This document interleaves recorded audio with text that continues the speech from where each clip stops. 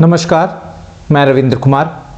मार्च 2025 में कक्षा 8 का जो सामाजिक अध्ययन का पेपर हुआ है, आज के इस वीडियो में उसी को ही हल किया गया है। 150 मिनट इसके लिए रखे गए थे और 80 नंबर का ये पेपर था। वार्षिक आंकलन निर्देश है कि सभी प्रश्न अनिवार्य है और प्रश्नों के रूप के अनुसार प्रश्न पत्र को 5 भागों क, ख, ग, घ और ङ में बांटा गया है। जो भाग क है वो बहुविकल्पी प्रश्न है। 1 से 10 सही उत्तर का चयन करके लिखें। प्रत्येक प्रश्न 1 अंक का है और पहले नंबर पर प्रश्न दे रखा है कि निम्नलिखित में से कौन सा मृदा निर्माण का कारक है। कारक नहीं है, ये गलती से लिखा गया है। कारक है कि किस किस के कारण मृदा निर्माण होता है। तो क पर समय, ख पर जलवायु, ग पर जैव पदार्थ और घ पर है उपरोक्त सभी। तो इसका जो उत्तर आएगा वो वास्तव में उपरोक्त सभी आएगा। प्रश्न नंबर 2 है, स्थानांतरी कृषि को भारत में किस नाम से जाना जाता है। तो क पर दिया हुआ है जूमिंग, ख लदांग, ग रोका और घ है मिल्पा। तो वास्तव में भारत में स्थानांतरित कृषि को जूम कृषि के नाम से जाना जाता है। तो इसका ऑप्शन क आएगा। इसके बाद प्रश्न नंबर 3 है, कॉफ़ी का अग्रणी उत्पादक है। सबसे ज़्यादा कॉफ़ी कहाँ पैदा होती है। देशों के नाम दे रखे हैं। क पर भारत, ख पर पाकिस्तान, ग पर ब्राज़ील और घ पर है नेपाल। तो सबसे ज़्यादा विश्व में जो कॉफ़ी उत्पादित होती है वो वास्तव में ब्राज़ील है। तो इसका ग आएगा। उसके बाद प्रश्न नंबर 4 है, बंदा सिंह बहादुर को अन्य किस नाम से जाना जाता है। बंदा सिंह बहादुर को, तो इसमें 4 ऑप्शन दिए हुए हैं। क पर लक्ष्मण देव, ख पर माधोदास बैरागी, ग पर बंदा बैरागी और घ पर है उपरोक्त सभी। तो इसका जो है उपरोक्त सभी आएगा। सारे के सारे बचपन में उसी के ही नाम थे ये, तो घ उपरोक्त सभी आएगा। इसके बाद प्रश्न नंबर 5 है, गीत गोविंद की रचना किसने की। और 4 ऑप्शन दे रखे हैं। क पर कबीर, ख पर जयदेव और ग पर चैतन्य महाप्रभु और घ पर मीराबाई। तो जो गीत गोविंद है वो वास्तव में जयदेव की प्रसिद्ध कृति है। तो इसका ख आएगा। इसके बाद प्रश्न नंबर जो 6 है वो है, rise of the Maratha power पुस्तक किसने लिखी। किताब का नाम पूछा गया है, rise of the Maratha power. क पर शिवाजी, ख पर बीरबल, ग पर महादेव गोविंद रानाडे और घ पर शाहजी भोसले। तो वास्तव में जो पुस्तक है वो ग नंबर पर महादेव गोविंद रानाडे की है। इसके बाद प्रश्न नंबर 7 है, संविधान सभा के अध्यक्ष कौन थे। तो क पर डॉक्टर राजेंद्र प्रसाद, ख पर पंडित जवाहरलाल नेहरू, ग पर डॉक्टर भीमराव अंबेडकर और घ पर उपरोक्त सभी। तो वास्तव में संविधान सभा के जो अध्यक्ष थे वो डॉक्टर राजेंद्र प्रसाद थे। प्रश्न नंबर 8 है, सहायक संधि किसने चलाई। 4 ऑप्शन दिए हैं। क पर लॉर्ड वेल्जली, ख पर लॉर्ड कॉर्नवालिस, ग पर लॉर्ड क्लाइव और घ पर लॉर्ड डलहौजी। तो जो सहायक संधि थी वास्तव में वो लॉर्ड वेल्जली की थी, तो इसलिए ऑप्शन इसका क आएगा। उसके बाद प्रश्न नंबर 9 है, मानव संसाधन मंत्रालय, मानव संसाधन विकास मंत्रालय की स्थापना कब की गई। 4 ऑप्शन हैं। क पर 1980, ख पर 1982, ग पर 1985 और घ पर है 2019। तो वास्तव में मानव संसाधन विकास मंत्रालय की जो स्थापना थी वो 1985 में की गई थी, इसलिए इसका ग आएगा। प्रश्न नंबर 10 है, देश छोड़ने को क्या कहा जाता है। 4 ऑप्शन हैं। क पर प्रवास, ख पर उत्प्रवास, घ पर अप्रवास और घ पर इनमें से कोई नहीं। तो देश छोड़ने को वास्तव में उत्प्रवास कहा जाता है, इसलिए इसका ऑप्शन ख आएगा। इसके बाद भाग जो ख है वो भी वस्तुनिष्ठ प्रश्नों का है। 11 से 20 इन प्रश्नों के उत्तर 1 या 2 शब्दों में लिखो और ये भी 1-1 नंबर के ही हैं। तो 11 नंबर पर प्रश्न पूछा गया है कि देश की सबसे बड़ी कानून बनाने वाली संस्था का नाम बताइए। तो जो कानून बनाने का काम है वो वास्तव में संसद करती है। उसके बाद प्रश्न नंबर 12 है, मानव उपयोग के लिए कितने प्रतिशत जल उपलब्ध है। पृथ्वी पर जो जल है 70%, उसमें से कितना सिर्फ मानव उपयोग के लिए उपलब्ध है। तो 2.7% जल जो है वो पीने योग्य है, जिसका उपयोग किया जा सकता है। इसके बाद प्रश्न नंबर 13 है, कुटीर उद्योग के 2 उदाहरण बताइए। तो इसमें हथकरघा लिख सकते हैं आप, रस्सी बनाना, खिलौने बनाना, टोकरी बनाना, ये सारे के सारे जो हैं वो कुटीर उद्योग की श्रेणी में आते हैं। इसके बाद प्रश्न नंबर 14 है, जयपुर नगर की स्थापना किसने की थी? तो सवाई जयसिंह ने जयपुर नगर की स्थापना की थी और उन्हीं के नाम पर इसका नाम जयपुर इसको कहा जाता है। इसके बाद प्रश्न नंबर 15 है, संत कबीर खालिस्तान भक्ति धारा के संत थे। पूछा गया कौन सी धारा के? तो वो निर्गुण भक्ति धारा के वो संत थे। इसके बाद प्रश्न नंबर 16 है, प्लासी का युद्ध किस वर्ष लड़ा गया था? तो प्लासी का जो प्रसिद्ध युद्ध हुआ था वो वास्तव में 1757 में लड़ा गया था। प्रश्न नंबर 17 है, ईस्ट इंडिया कंपनी की स्थापना कब हुई? तो 1600 ईस्वी में ईस्ट इंडिया कंपनी की स्थापना हुई थी। प्रश्न नंबर 18 पूछा गया है कि आदिवासी शब्द का क्या अर्थ है? तो वे लोग जो मानव सभ्यता से दूर जंगलों में रहते हैं उनको हम आदिवासी कहते हैं। इसके बाद प्रश्न नंबर 19 है, घरेलू हिंसा अधिनियम कब लागू किया गया? तो 2006 में ये अधिनियम जो है वो लागू किया गया था। और प्रश्न नंबर 20 पूछा गया है, आज भारत में कितने उच्च न्यायालय हैं? तो वर्तमान समय में भारत में 25 उच्च न्यायालय हैं। भाग जो ग है वो वास्तव में अति लघुतरात्मक प्रश्न का है। प्रश्न संख्या 21 से 28 तक के प्रश्नों के उत्तर 20 से 30 शब्दों में लिखें और प्रत्येक प्रश्न 2 अंक का है। 21 नंबर पर प्रश्न पूछा गया है कि सार्वभौमिक वैश्विक मताधिकार का क्या अर्थ है? तो उत्तर में हम कह सकते हैं कि देश के प्रत्येक स्त्री पुरुष को एक निश्चित आयु पूरी करने पर वोट देने का अधिकार देना सार्वभौमिक वैश्विक मताधिकार कहलाता है। प्रश्न नंबर 22 है, भारत में आने वाली पहली पूछी गई है, भारत में आने वाली पहली यूरोपीय शक्ति कौन सी थी? तो भारत में आने वाली पहली यूरोपीय शक्ति पुर्तगाली थे जो सबसे पहले भारत में आए थे। प्रश्न नंबर 23 है, कुपोषित शब्द का क्या अर्थ है? कुपोषित शब्द का क्या अर्थ है? भोजन में आवश्यक पोषक तत्वों की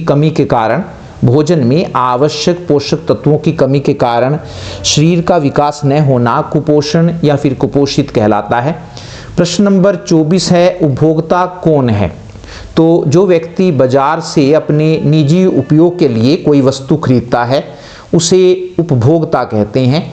प्रश्न नंबर 25 है, प्राथमिक गतिविधियां क्या हैं? तो प्राथमिक गतिविधियां या प्राथमिक क्रियाओं से अभिप्राय उन क्रियाओं से है जिनके द्वारा प्राकृतिक संसाधनों का उत्पादन किया जाता है, जैसे कृषि, मछली पालन, शिकार करना, खनन आदि, ये प्राथमिक गतिविधियों में आते हैं। प्रश्न नंबर 26 है, उद्योग शब्द का क्या तात्पर्य है? उद्योग शब्द का क्या तात्पर्य है? तो वस्तुओं के उत्पादन, खनिजों के निकालने तथा सेवाओं की व्यवस्था करने संबंधी कामों को उद्योग कहते हैं। वस्तुओं के उत्पादन, खनिजों के निकालने तथा सेवाओं की व्यवस्था करने संबंधी कार्यों को उद्योग कहते हैं। जैसे लोहा और इस्पात उद्योग वस्तुओं के उत्पादन से संबंधित है, कोयला उद्योग कोयले को धरती से निकालने से संबंधित है तथा पर्यटन उद्योग सेवा देने से संबंधित है। प्रश्न नंबर 27 है, इंपॉर्टेंट प्रश्न है, लैप्स की नीति क्या थी? तो लैप्स की नीति के अनुसार यदि कोई राजा निसंतान मर जाता था तो उसका राज्य कंपनी के साम्राज्य, कंपनी मतलब ईस्ट इंडिया कंपनी के साम्राज्य में मिला लिया जाता था। लैप्स की नीति के तहत ही नागपुर, झांसी, संभलपुर और सतारा जैसे राज्यों को कंपनी ने अपने अधीन कर लिया था। प्रश्न नंबर 28 है, सरकार किसानों की कैसे मदद करती है? तो उत्तर में हम कहेंगे कि पहले नंबर पर है, सरकार किसानों के लिए अधिक उपज देने वाले बीजों का प्रबंध करती है। दूसरा है, किसान की फसल को सूखा, बाढ़, चक्रवात, आग तथा बीमारी से बचाव के लिए फसल बीमा योजना शुरू की गई है। तीसरा है, किसानों को कम ब्याज की दर पर कर्ज देने के लिए ग्रामीण बैंकों, सहकारी समितियों और सहकारी बैंकों की स्थापना की गई है। चौथा है, किसानों को कम ब्याज की दर पर बीज, खाद आदि खरीदने के लिए किसान क्रेडिट कार्ड दिए गए हैं। और पांचवा है, रेडियो और टेलीविज़न पर किसानों के लिए मौसम की जानकारी और कृषि संबंधी कार्यक्रम भी प्रसारित किए जाते हैं। उसके बाद भाग घ है, ये वास्तव में लघु उत्तरात्मक प्रश्न है, लघुतरात्मक प्रश्न। प्रश्न संख्या 29 से 36 के उत्तर 30 से 40 शब्दों में लिखो। प्रत्येक प्रश्न 3 अंक का है। तो और 29 नंबर पर प्रश्न पूछा गया है कि सबसे महत्वपूर्ण संसाधन क्या है और क्यों? तो भूमि, पूंजी, तथा प्राकृतिक संसाधन किसी भी देश के लिए महत्वपूर्ण संसाधन होते हैं, क्योंकि ये संसाधन आगे उत्पादन में सहायता करते हैं। लेकिन ये संसाधन अपने आप कुछ नहीं कर सकते, वास्तव में मानव संसाधन ही इन्हें उपयोगी बनाता है।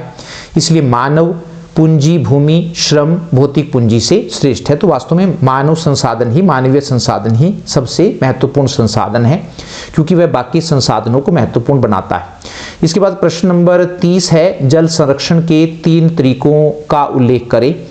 तो जल संरक्षण के लिए पहला है कि लोगों को पानी के महत्व के बारे में जागरूक किया जाना चाहिए कि पानी जो है जीवन के लिए बहुत महत्वपूर्ण है। दूसरा, नहरों को पक्का किया जाना चाहिए ताकि पानी का रिसाव कम से कम हो। और तीसरा है, अति सिंचाई पर रोक लगाई जानी चाहिए। जो भी किसान ऐसा करते हैं, खेतों को बार बार पानी देते हैं, उन पर रोक लगाई जानी चाहिए। प्रश्न नंबर 31 है, स्थानांतरित कृषि या खेती का वर्णन करो। स्थानांतरित कृषि क्या होती है? तो इस प्रकार की कृषि में किसान जमीन के टुकड़े पर से पेड़ों को काटकर और जलाकर उस टुकड़े को साफ कर लेता है और राख को मिट्टी में ही मिला लिया जाता है। इसके बाद किसान उस भूमि पर अपने परिवार के भरण पोषण के लिए अनाज व अन्य फसलें उगाता है। जब जमीन के उस टुकड़े की उपजाऊ शक्ति कम हो जाती है तो किसान भूमि के उस टुकड़े को छोड़ देता है और किसी दूसरे टुकड़े को साफ कर लेता है और उस पर खेती करने लग जाता है। इस प्रकार की कृषि में किसान रासायनिक खादों का प्रयोग नहीं करता है। प्रश्न नंबर 32 है, रानी दुर्गावती के प्रतिरोध का वर्णन कीजिए। तो उत्तर में हम कहेंगे कि रानी दुर्गावती का राज्य रीवा और मालवा की सीमा तक फैला हुआ था। मुगल शासक अपने राज्य का विस्तार गोंडवाना तक करना चाहते थे। 1564 में अकबर ने आसफ खान को गोंडवाना पर आक्रमण करने का आदेश दिया। आक्रमणकारी मुगल सेना में 50,000 पैदल और घुड़सवार सेना थी, जबकि रानी दुर्गावती की सेना में 20,000 सैनिक और 1,000 हाथी थे। रानी दुर्गावती ने मुगल सेना को तब तक रोके रखा जब तक वह घायल नहीं हो गई। उसने 2 दिनों तक बहादुरी से मुगल सेना का मुकाबला किया, लेकिन अंत में अपने सम्मान की रक्षा के लिए उसने स्वयं को छुरा घोंप लिया और वीरगति को प्राप्त हुई। इसके बाद प्रश्न नंबर 33 है, भारतीय धर्मनिरपेक्षता क्या है? भारतीय धर्मनिरपेक्षता क्या है? तो धर्मनिरपेक्षता का अर्थ यह है कि धर्म व्यक्ति का निजी मामला होता है, इसलिए लोगों को अपनी इच्छा अनुसार किसी भी धर्म को अपनाने तथा किसी भी तरह से पूजा पाठ करने की स्वतंत्रता होनी चाहिए। सरकार को व्यक्ति के धार्मिक मामलों में कोई दखलंदाजी नहीं करनी चाहिए। भारत एक धर्मनिरपेक्ष राज्य है क्योंकि नंबर 1 पर हम कहेंगे कि भारत में लोगों को किसी भी धर्म को अपनाने की स्वतंत्रता है। दूसरा, भारत में लोगों को अपने धर्म का प्रचार करने की स्वतंत्रता है। और तीसरा, भारत में सरकार का अपना कोई धर्म नहीं है। इसके बाद प्रश्न नंबर 24 है, शिवाजी के प्रारंभिक जीवन का वर्णन कीजिए। शिवाजी के प्रारंभिक जीवन का वर्णन करें। तो उत्तर है कि शिवाजी का जन्म 19 फरवरी 1630 को पूना के प्रसिद्ध किले शिवनेरी में हुआ था। शिवाजी के पिता का नाम शाहजी भोसले था और माता का नाम जीजाबाई था।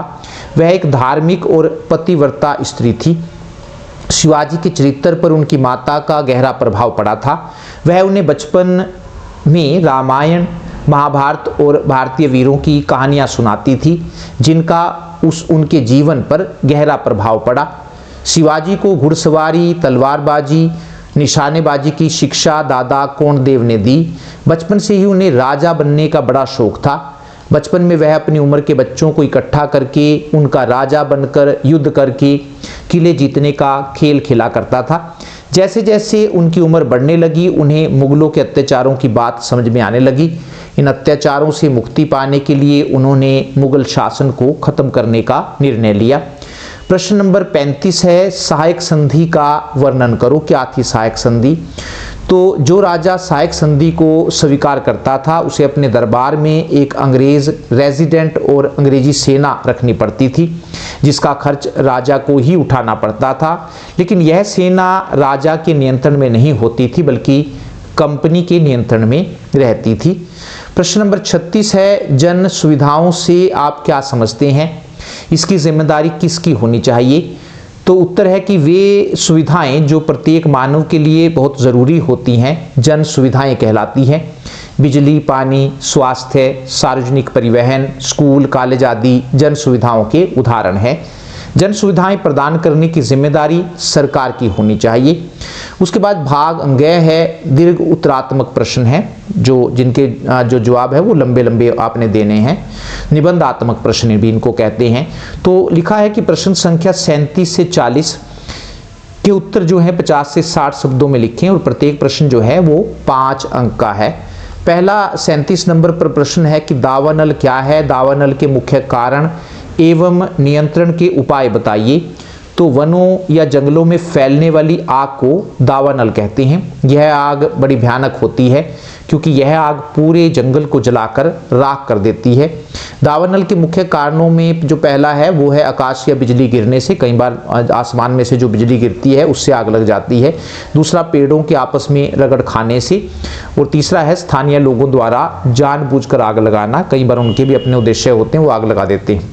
दावानल को नियंत्रित करने के उपाय में हम पहला कहेंगे कि लोगों को आग से होने वाले खतरों के बारे में जागरूक किया जाना चाहिए, और दूसरा है जंगलों में प्रभावी संचार व्यवस्था होनी चाहिए ताकि अग्नि या आग लगने का शीघ्र पता लग सके।